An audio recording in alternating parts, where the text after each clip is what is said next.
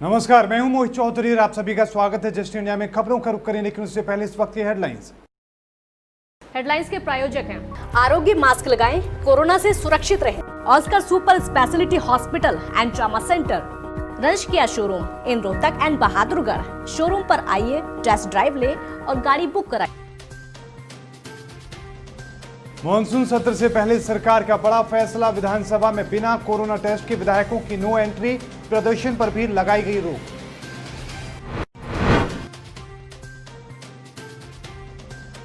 देश में संक्रमितों का आंकड़ा 27 लाख के पार, करीब 52,000 लोगों की मौत। 24 घंटे में 55,000 नए मामले।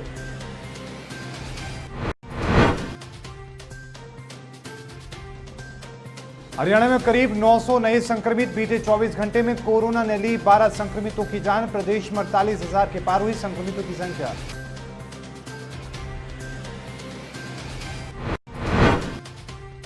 और हरियाणा में होने वाली है तेज बारिश। 21 अगस्त तक बारिश के आसार।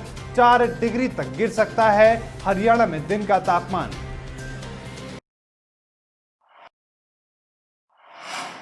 अब खबरें विस्तार से। हरियाणा विधानसभा का 26 अगस्त से शुरू होने वाले मानसून सत्र में विधायकों, मंत्रियों, अधिकारियों और पत्रकारों को सदन में प्रवेश करने से पहले कोविड-19 की जांच करवानी जरूरी होगी।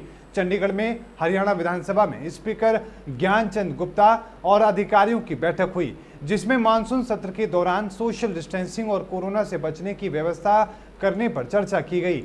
बैठक के बाद हरियाणा विधानसभा के स्पीकर ज्ञानचंद गुप्ता ने बताया कि मानसून सत्र के दौरान विधानसभा में प्रवेश करने वाले हर शख्स को 3 दिन पहले तक की कोरोना टेस्ट नेगेटिव की रिपोर्ट दिखानी जरूरी होगी। इनमें विधायक, मंत्री, स्टाफ, पुलिसकर्मी आदि शामिल होंगे। स्पीकर ज्ञानचंद गुप्ता ने बताया कि सभी विधायकों का टेस्ट करवाने के लिए हरियाणा की स्वास्थ्य विभाग की तरफ से सभी सीएमओ को हिदायतें जारी कर दी जाएंगी। उन्होंने बताया कि इस बार विधानसभा का मानसून सत्र कोरोना महामारी के दौरान हो रहा है, इसलिए विधानसभा में विधायकों के बैठने के तरीके में बदलाव किया गया है। इस बार सत्र के दौरान दर्शक दीर्घा नहीं रहेगी। अधिकारियों को भी सोशल डिस्टेंसिंग के नियमों को ध्यान में रखते हुए जगह आवंटित होगी। गुप्ता ने बताया कि विधानसभा में आने वाले सभी दस्तावेज को भी पूरी तरीके से टाइप नहीं किया जाएगा। बैठक में सैनिटाइजर मशीन खरीदने पर भी फैसला हुआ है। इसके अलावा विधानसभा में आने वाले सभी लोगों को मास्क, ग्लव्स और सैनिटाइजर की एक किट दी जाएगी।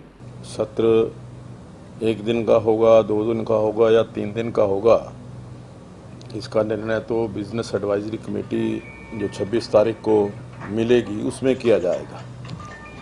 लेकिन सत्र की दृष्टि से, क्योंकि ये सत्र विशेष परिस्थितियों के अंदर हो रहा है, कोरोना काल के अंदर हो रहा है, उस दृष्टि से इस सत्र की तैयारी के लिए आज अपने हरियाणा विधानसभा के सभी अधिकारियों के साथ एक बैठक मैंने की है, जिसमें विधानसभा सत्र के दौरान हम किस प्रकार से कोरोना का ध्यान रखते हुए, सोशल डिस्टेंसिंग का ध्यान रखते हुए इस सत्र को कैसे सक्सेसफुल कर सकते हैं, कैसे इसको अच्छे ढंग से हम चला सकते हैं। तो उस दृष्टि से हमने 3-4 जो निर्णय किए। भारत में कोरोना संक्रमण के मामले के बढ़ने का सिलसिला लगातार जारी है। देश में अब तक कुल 27 लाख से ज्यादा लोग कोरोना वायरस की चपेट में आ चुके हैं और करीब 52,000 लोगों की मौत हो चुकी है। देश में कोरोना मामले बढ़ने की रफ्तार दुनिया में पहले नंबर पर बनी हुई है।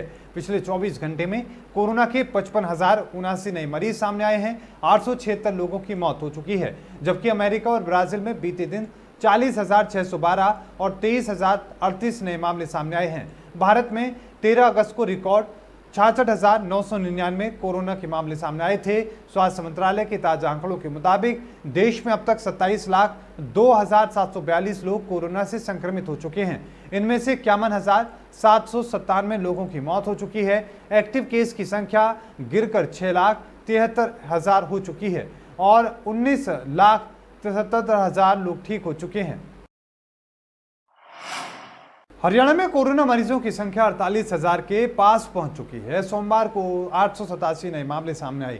वहीं रिकॉर्ड 1009 मरीज ठीक हो चुके हैं। इसके साथ ही 12 मरीजों की कोरोना से मौत हो गई है। वहीं 150 मरीजों की हालत नाजुक बनी हुई है। इनमें 127 मरीजों की सांसें ऑक्सीजन के सहारे चल रही हैं, तो 23 वेंटिलेटर पर जिंदगी की जंग लड़ रहे हैं। सोमवार को प्रदेश में संक्रमितों का आंकड़ा 48,040 पर पहुंच गया। इनमें से 40,160 मरीज ठीक हो चुके हैं। अभी 6,880 मरीजों का इलाज चल रहा है। किसानों को आत्मनिर्भर बनाने और 2022 तक उनकी आय दोगुनी करने के लिए बड़ा दांव चला गया है। बताया गया है कि अब सरकार ने 3 लाख रुपए तक का ब्याज मुफ्त ऋण देने की योजना बनाई है, ताकि किसान ब्याज के बोझ तले ना दबें। किसी राज्य में समता है, ये पहली स्कीम है। प्रदेश के कृषि एवं किसान कल्याण मंत्री जेपी दलाल ने बताया कि बैंकों द्वारा आमतौर पर फसल ऋण पर ब्याज 7% लिए जाने के बावजूद अन्नदाता को सरकार से इसे 0% पर उपलब्ध करवाएगी। किसान फसली ऋण आढ़ती के बजाय बैंकों से सीधा लें और इसके साथ ही एक आपदा फंड की योजना तैयार करने पर विचार चल रहा है। दलाल ने कहा कि 7% ब्याज दर की फसली ऋण में 3% केंद्र सरकार और 4% मनोहर लाल सरकार वहन करेगी। इस तरह किसान को 0% पर ही फसल ऋण दिया जाएगा। देश के किसी भी राज्य में कृषि कर 4% से कम नहीं है। उन्होंने कहा कि किसानों को उनकी जमीन की उपयोगिता और आय के अनुसार वित्त प्रबंधन किस प्रकार से किया जाएगा। इसके लिए हरियाणा सरकार ने 17,000 किसान मित्र लगाने का फैसला लिया है, जो किसानों को वॉलंटियर्स के रूप में परामर्श देंगे। हरियाणा के ग्रामीण विकास विभाग के निदेशक हरदीप सिंह ने जिला ग्रामीण विकास अभिकरण के मुख्य कार्यकारी अधिकारी को निर्देश जारी किए हैं कि वे कोविड-19 के मद्देनजर ज्यादा से ज्यादा काम मनरेगा के तहत करवाएं, ताकि जरूरतमंदों को रोजगार हासिल हो सके। हरदीप सिंह चंडीगढ़ से वीडियो कॉन्फ्रेंसिंग के माध्यम से राज्य के जिलों के मुख्य कार्यकारी अधिकारियों से मनरेगा स्कीम के तहत वहां पर समीक्षा बैठक कर रहे थे। उन्होंने वर्तमान में चल रहे कार्यों की समय समय पर गुणवत्ता की जांच करने के साथ साथ काम में तेजी लाने के निर्देश दिए हैं। विभिन्न विभागों के वर्गीकरण करते हुए उन्होंने कहा कि सभी संबंधित अधिकारी कार्य पूरा होने के बाद उसकी रिपोर्ट तत्काल अपडेट करें। उन्होंने 6 महीने से ज्यादा समय से चल रहे कार्यों को प्राथमिकता से निपटाने के निर्देश जारी किए हैं और हर जिले में मनरेगा कार्य की कम से कम 5-5 सक्सेस स्टोरी भेजने की बात कही है, ताकि अन्य अधिकारी भी उससे प्रेरणा ले सकें। ग्रामीण विकास के निदेशक हरदीप सिंह ने सभी मुख्य कार्यकारी अधिकारियों को मनरेगा के कार्यों की समय पर अदायगी करवाने के निर्देश देने के साथ ही कहा कि चालू कार्यों की नियमित मॉनिटरिंग की जानी चाहिए, ताकि वित्तीय वर्ष के अंत में होने वाले कार्य के दबाव को कम किया जा सके। घरोंडा में आशा वर्करों की मांगों को सरकार की ओर से किसी तरह की तवज्जो न दिए जाने से आशा वर्करों की हड़ताल 21 अगस्त तक बढ़ गई है। आशा वर्करों ने घरोंडा सीएससी के गेट पर धरना प्रदर्शन किया और सरकार के खिलाफ जमकर नारेबाजी की। आशा वर्करों ने सरकार को चेताया कि जब तक सरकार उनकी मांगों को नहीं मान लेती है, तब तक उनकी हड़ताल जारी रहेगी। आशा वर्कर यूनियन ने C2 के बैनर तले सीएससी के गेट पर धरना प्रदर्शन किया। बीती 7 अगस्त से हड़ताल के माध्यम से आशा वर्कर अपनी मांगों को लेकर सरकार से लड़ाई लड़ रहे हैं, लेकिन सरकार उनकी नहीं सुन रही है। 17 अगस्त को आशा वर्कर यूनियन की राज्य स्तरीय कमेटी की सरकार ने बातचीत होनी थी, लेकिन कोई नतीजा न निकलने के कारण राज्य कमेटी ने 21 अगस्त तक हड़ताल बढ़ाने के निर्देश जारी किए हैं। सर्व कर्मचारी संघ के ब्लॉक प्रधान अंकित राणा, ब्लॉक सचिव रमेश कुमार, C2 के जिला सचिव जगपाल राणा, आशा वर्कर यूनियन घरोंडा प्रधान सुरेशा देवी और अन्य प्रदर्शनकारियों का कहना है कि कोरोना जैसी महामारी में आशा वर्कर्स बिना किसी सेफ्टी के फ्रंटलाइन वर्कर के रूप में काम कर रहे हैं और सरकार फिर भी उनकी मांगों को अनदेखा कर रही है। सरकार 21 जुलाई वाले नोटिफिकेशन को पूर्ण रूप से लागू नहीं कर रही है। यदि सरकार इसे जल्द से जल्द लागू नहीं करती है तो उनकी हड़ताल आगे भी जारी रहेगी। विरोध प्रदर्शन यही है कि हम 7 अगस्त से हड़ताल पर बैठे हैं और अभी तक हमारी कोई मांग नहीं मानी गई है। हमारी मांग यह है कि हमारी पेमेंट दुगनी की जाए और कोविड-19 के चलते हुए हमें 50 लाख का बीमा भी दिया जाए, क्योंकि जितने भी सरकारी कर्मचारी हेल्थ वाले हैं उनको सबको 50 लाख का बीमा दिया गया है, लेकिन हमें कोई बीमा नहीं दिया गया। तो ये हमें भी दिया जाना चाहिए और हमारा 24,000 रुपये वेतन लागू करना चाहिए, क्योंकि जब तक हमें सरकार पक्का नहीं करती कम से कम 24,000 रुपये तो हमें मिलना ही चाहिए। कोई अधिकारी नहीं आया जी यहाँ पे कोई सुनाई के लिए। हमारा 11वां दिन में धरना प्रवेश कर रहा है जी। जो यहाँ बैठे हम ऐसा मौके इसमें इन्होंने भी आज तक कोई ये नहीं पूछा भी किस लिए बैठे, क्या तुम्हारी मांग है। हम इतना अपना धरना नहीं उठाएंगे इतना हमारी सरकार हमारी कोई मांग पूरी न करे। टोहाना के चंडीगढ़ रोड पर करंट लगने से एक व्यक्ति की मौत हो गई। इस मामले में उस व्यक्ति के शव का पोस्टमार्टम किया जा रहा था। इस मौके पर परिजनों ने पुलिसिया कार्रवाई पर असंतोष जाहिर किया है। उनके संज्ञान में आया है कि पुलिस 174 के तहत विभागीय कार्रवाई कर रही है, जबकि ये विभाग की लापरवाही का परिणाम है। उनका कहना था कि पुलिस इस मामले में संबंधित विभाग को लेकर जांच करे, जिससे मृतक को इंसाफ मिल सके। जब पोस्टमार्टम हो रहा था तभी इस बात पर परिजनों और उसके साथियों ने असंतोष जाहिर किया, जिसके बाद पुलिस ने मौके पर पहुंचकर सभी को विश्वास में लिया। पुलिस ने इस बारे में बताया कि पैनल बनाकर पोस्टमार्टम किया जा रहा है। पोस्टमार्टम की रिपोर्ट आने के बाद अग्रिम कार्रवाई की जाएगी।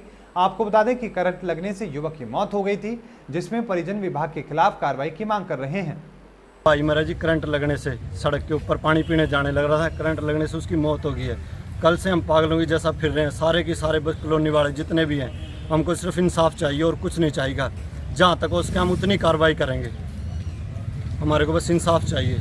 नगर परिषद के वहाँ पे नज़दीक में ये हादसा हुआ है और प्रत्यक्षदर्शियों के अनुसार जैसे कि वहाँ पे ये बताया जा रहा है कि उसको करंट लगने की वजह से उसकी मृत्यु हुई है। और वहाँ पे नगर परिषद के द्वारा ही लोग ये बता रहे हैं कि नगर परिषद के पोल लगे हुए हैं, उनके द्वारा ग्रिल लगाई गई है, उसी से ये हादसा हुआ है। अब ये प्राथमिक पुलिस द्वारा जो भी जांच होगी, जांच के बाद ही क्या मामला है ये बाद में पता चलेगा। अपना एक करंट लगने से प्रेम कुमार की मौत हुई थी कल, जिसका अभी पोस्टमार्टम करवाने लग रहे हैं। नतीजा जब आ जाएगा उसके हिसाब से आगे की कार्रवाई जो बनेगी वो कर देंगे। नहीं 174 के तहत तो हो रही है, लेकिन परिवार को संतुष्ट करेंगे हम। जब अपना पोस्टमार्टम रिपोर्ट आ जाएगी ना उसके बाद ये क्लियर हो पाएगा जो क्या मैटर है क्या कहानी। मौसम विभाग के अनुसार हरियाणा में 18 से 21 अगस्त तक तेज बारिश की संभावना है। अधिकतम तापमान 4 डिग्री तक कम हो सकता है, ये 30 डिग्री से नीचे आ सकता है।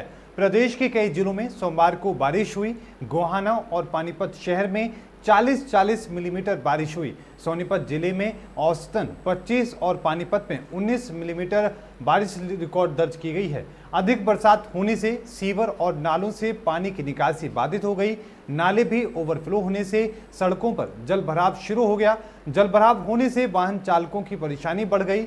शहर के अधिकांश मुख्य सड़कों पर 1 से 2 फीट तक पानी भरने से वाहन चालकों को काफी दिक्कतों का सामना करना पड़ा। कृषि विभाग के अनुसार धान की फसल के लिए ये बारिश बहुत फायदेमंद है, क्योंकि धान की फसल में जितना पानी लगाया जाए उतना ही फायदेमंद होता है। लगातार हो रही बरसात से किसानों को फसल के उत्पादन में असर देखने को मिल सकता है। सोमवार को जिले भर में 8 mm बारिश दर्ज की गई है। सबसे ज्यादा बारिश लाडवा में हुई, मगर पिहोवा और इस्माइलाबाद में एक भी बूंद नहीं बरसी। वहीं बारिश होने के चलते मौसम खुशगवार हो गया। दिन की शुरुआत ही बारिश के साथ हुई, जिससे अधिकतम तापमान में 3 डिग्री सेल्सियस तक गिरावट दर्ज की गई। इससे लोगों को गर्मी से भी थोड़ी राहत मिली। खबरों के प्रायोजक थे Pramod trading company, tiles, sanitary ware, Ghanipura, Jhajjar road, Rohtak. Asian colour coated Ispat limited. Be Fast Fit, India's fastest growing fitness chain, now at Rohtak D Park. Corona महामारी से लड़ने के लिए आरोग्य मास्क लाया है आपके लिए सबसे आधुनिक मास्क। इसके साथ ही आपको मिलेगी आधुनिक PPE किट, वो भी बहुत ही सस्ते रेट पर। contact@arogyamask.com पर जाएं और हमसे संपर्क करें, या फिर www.arogyamask.com से जुड़े। इसके साथ ही आप हमें कॉल कर सकते हैं। हमारा पता है Anand international, plot number 181, sector 25, Panipat, Haryana.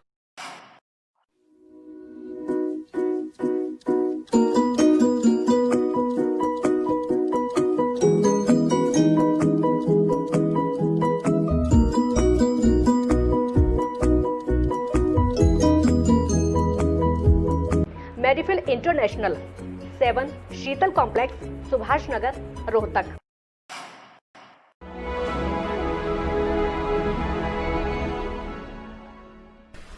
चाचा, आपने नया घर बनवाया है तो घर की छत पर कौन सी शीट लगवाई है? बेटा, मैंने अपने घर की छत पर एशियन शीट लगवाई है, क्योंकि वो कभी न मिटने वाले ओरिजिनल निशान की चादरें हैं। साथ में ISI का चिन्ह, 5 साल की वारंटी के साथ साथ पैसों का सही मूल्य देने वाली वही इकलौती शीट्स है। क्योंकि नाम नहीं, पहचान जरूरी है। और इस बुलेटिन में अभी के लिए इतना ही। देखते रहिए जस्ट इंडिया। मुझे दीजिए इजाजत। धन्यवाद।